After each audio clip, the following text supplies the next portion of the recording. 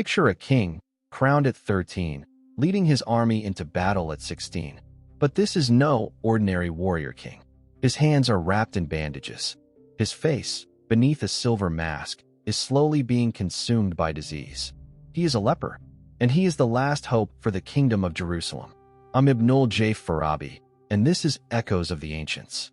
In the year 1174, the Christian kingdom carved out of the Holy Land by the Crusades was surrounded and gasping for breath. To the east, a new, brilliant sultan had united the Muslim world, Saladin. He vowed to drive the Franks into the sea. And into this crisis stepped a boy, Baldwin IV, who had already borne the marks of leprosy for years. His court saw a dying child. His enemies saw weakness. They were all about to witness one of history's most stunning miscalculations. Baldwin's first great test came at the age of 16, at a place called Montgisard.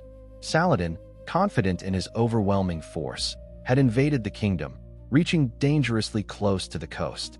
The Crusader nobles urged caution, to retreat and defend. The Leper King, his body failing but his spirit forged in steel, chose the unthinkable, a forced march through a desert storm to intercept Saladin's army. Imagine the scene. A skeletal young king, too weak to hold a sword without his bandaged hands, strapped to his saddle, leading a charge of a few hundred knights against an army 10 times its size. And he won. It was a miraculous, brutal victory that bought Jerusalem a decade of life. It was the first move in his gambit. But Baldwin's true genius wasn't just on the battlefield. It was in the cold, hard arithmetic of survival. He understood his kingdom was an anomaly, a fragile European outpost. He was playing a game where the house odds were catastrophically against him. So he played the board masterfully. He used diplomacy, playing rival Muslim factions against each other. He made strategic truces with Saladin himself, not out of fear, but to buy the time his crumbling body and crumbling kingdom desperately needed. His goal was never permanent conquest. It was sheer, stubborn preservation. Every day Jerusalem stood was a day he won. And this is where the story twists, from military history into something profoundly human.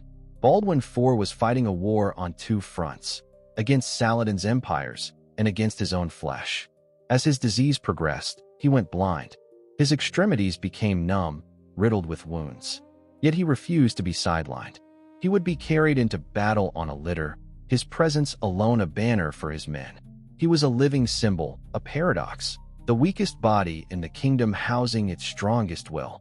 He forced his nobles, who were already squabbling over who would succeed him, to look upon their true king, a man sacrificing every last ounce of himself for the idea of Jerusalem. His final move was perhaps his most calculated. Knowing he would leave no heir, he arranged for the succession to pass to his young nephew, a child, with the wise Raymond of Tripoli as regent. He was trying to orchestrate stability from beyond the grave. He died in March of 1185, at just 24 years old. And in his death, you see the brilliance of his lifelong gambit. He held the line so long, and so fiercely, that Saladin would not dare attack until 2 years after his passing. When Jerusalem finally fell in 1187, it fell not to the Leper King, but to the shadows of the discord he had so long kept at bay. There's a lesson in Baldwin's story that resonates deeply with me. An engineer and storyteller far from home in New York. We often equate strength with power, with invincibility. But here was a king whose strength was born of acute, painful vulnerability.